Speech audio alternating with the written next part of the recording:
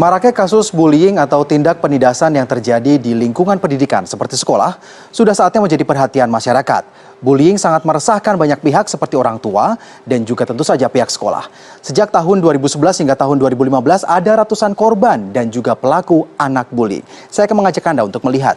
Berdasarkan data pada tahun 2011, KPAI atau Komisi Perlindungan Anak Indonesia mencatat ada sebanyak 56 anak menjadi korban bullying dan juga 48 anak menjadi pelaku bullying. Selanjutnya, pada tahun 2012 kita lihat ada peningkatan yang cukup signifikan, yaitu sebesar 130 anak menjadi korban bullying atau sekitar 250% lebih. Dan juga 66 anak melakukan aksi bullying.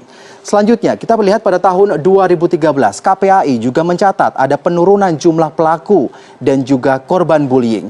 Sebanyak 96 anak menjadi korban bullying dan juga 63 anak menjadi pelaku bullying. Ya. Nah, berikut ada beberapa tips pemirsa untuk mengenali hoax atau bukan. Hoax atau berita palsu adalah informasi bohong tetapi dibuat seolah-olah benar. Hoax atau berita bohong seringkali mendominasi media sosial seperti belakangan ini. Tidak hanya informasi berupa tulisan, tetapi juga gambar, bahkan video. Beberapa hari terakhir ini banyak kabar palsu alias hoax yang membuat masyarakat resah. Agar tidak ikut-ikutan menyebar berita hoax, caranya adalah dengan mengenali beberapa indikator.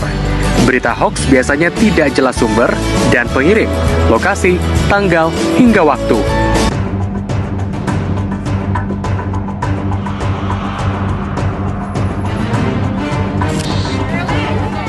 Berdasarkan antre lama dilakoni sejumlah ibu untuk mendapatkan pangan yang dijual murah di pasar murah di kota Serang, Banten, Jumat 6 Februari.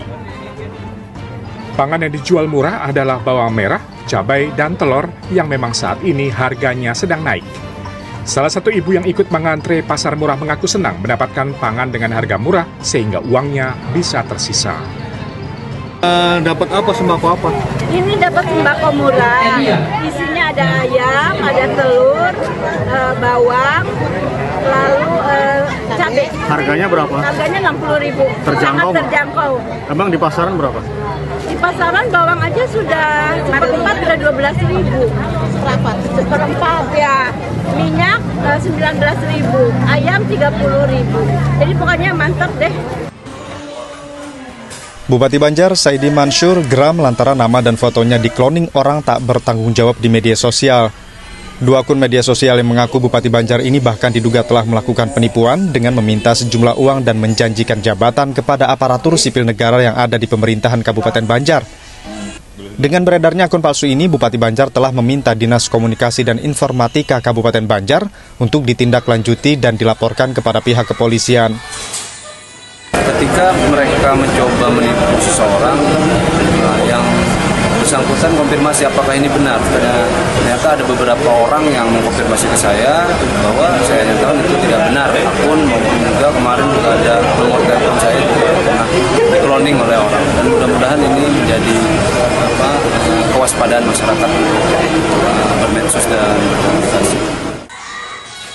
Beruntung pendidikan Indonesia di 75 tahun usia kemerdekaan masih belum ideal. Banyak yang harus kita kejar untuk mewujudkan sumber daya manusia yang berkualitas.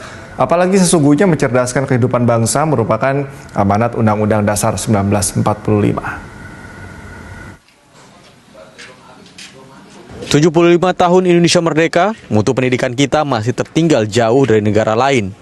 Padahal kualitas pendidikan yang rendah mempengaruhi lapangan kerja. Saat ini Indonesia berada di posisi ke-108 di dunia dengan skor 0,603. Kualitas pendidikan di tanah air berada di bawah Palestina, Samoa, dan Mongolia. Berdasarkan survei yang dilakukan Bank Dunia, angka pengangguran lulusan sekolah menengah dan perguruan tinggi di Indonesia 2 kali lipat dari lulusan sekolah dasar.